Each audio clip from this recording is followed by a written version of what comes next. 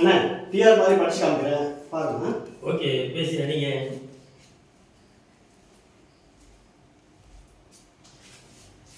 நடிகர் சங்கத்துக்காக படம் பண்ணுறேன்னு சொன்னேன், சினிமாக்காரங்க யாரும் வரல. இயக்குனர் சங்கத்துக்காக படம் பண்ணுறேன்னு சொன்னேன், சினிமாக்காரங்க யாரும் வரல. தமிழ் சினிமாவில் இருக்க 24 யூனியனுக்கும் படம் பண்ணுறேன்னு சொன்னேன், அப்போவே சினிமாக்காரங்க வரல.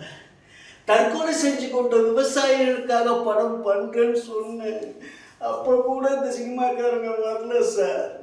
கண் பார்வை இல்லாதவங்களுக்காக படம் பண்ண போறேன்னு சொன்னேன், அதன் பிறகு கூட இந்த சினிமாக்காரங்க வரல சார்.